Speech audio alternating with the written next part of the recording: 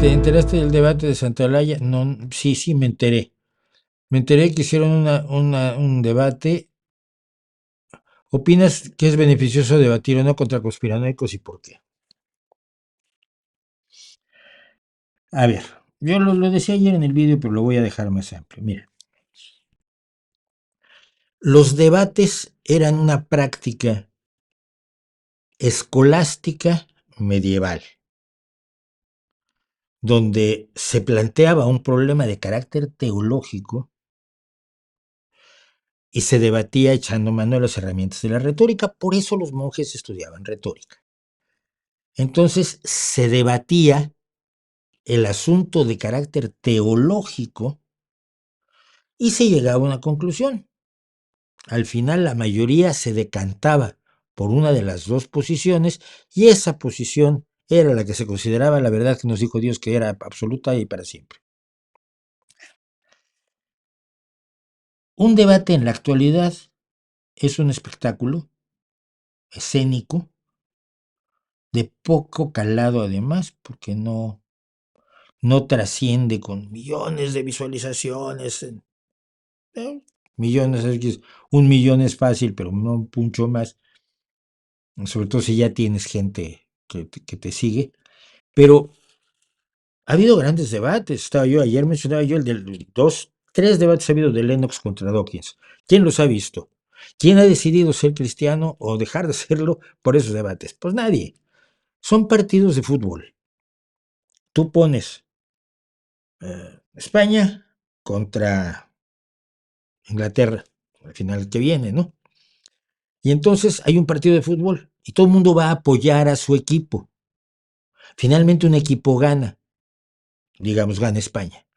Alguien del equipo inglés, de los fans del equipo inglés, de los que apoyan al equipo inglés, va a desertar del equipo inglés para volverse del equipo español solo porque perdió la final de la Eurocopa.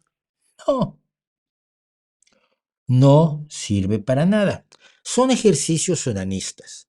Los defensores de la razón, la inteligencia, el escepticismo y la ciencia estarán del lado de pues, Atolaya y la gata.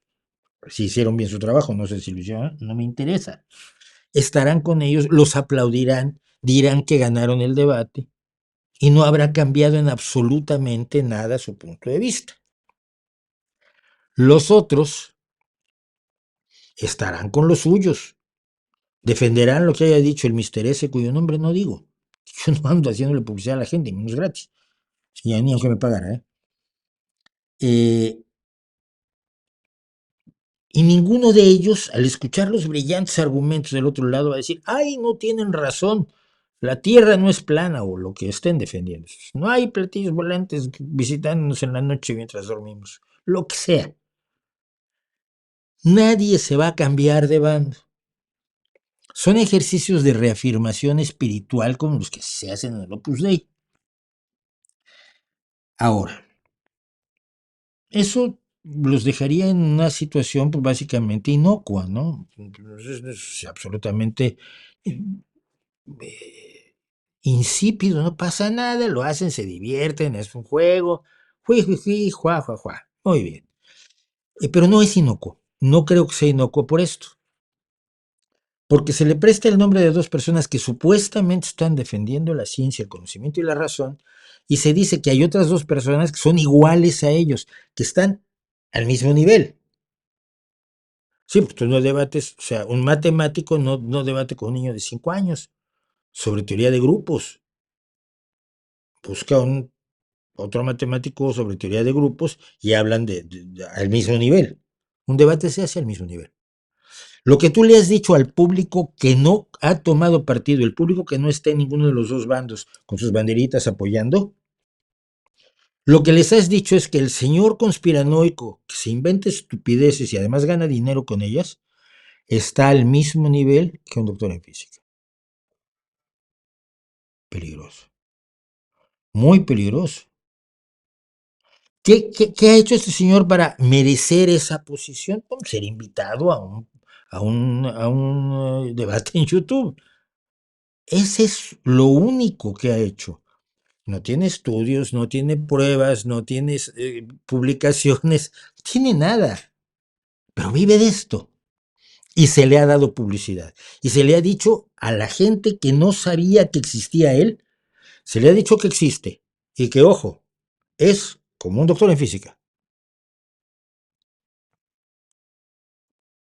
A mí, y probablemente estoy muy equivocado y no quiero que se sienta mal conmigo nadie, ni tengo nada en contra de quienes participaron en el debate en lo personal, ni los conozco. He tenido un intercambio con una de las personas cuando la invité a hacer un pequeño video que hicimos hace tiempo por Carl Sagan. O sea, no hay nada personal aquí. Yo creo que es un error gravísimo. A este señor le va a generar muchísimo dinero, le va a generar muchísimos nuevos adeptos, le va a generar muchísima exposición mediática. Espero que al menos al otro bando, al bando no conspiranoico o anticonspiranoico, le genere algo. Supongo que será un buen dinero. Yo por lo menos sé que mira, es muy fácil saber cuánto gana un youtuber, ¿eh? Hay 4 o 5 sitios que tú pones el nombre del canal y te dicen cuánto gana el mes. Aquí no hay secretos en YouTube. Sí que se puede ver que en realidad no creo que ninguno de los participantes del lado no conspiranoico tuviera una necesidad económica urgente como para hacer esto. Creo que lo han hecho entonces de buena fe. Creo que lo han hecho pensando que sirve de algo. Probablemente sirve de algo y tendrían que señalarme cuáles son esos argumentos y quizás estaría yo de acuerdo, pero hasta donde estoy me parece gravísimo. Yo no debato con gente así. Lo hice para atraer la atención sobre los escépticos cuando yo era muy joven y muy ingenuo en los años 90.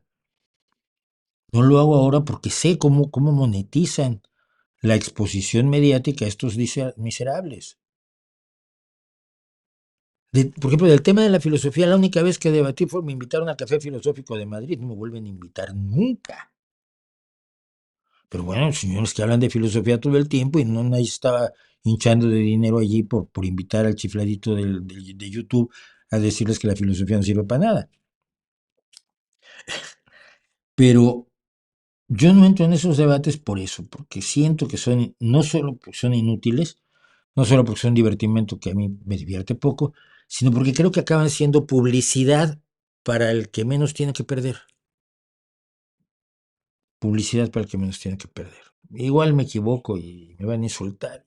¿Para qué abro la boca?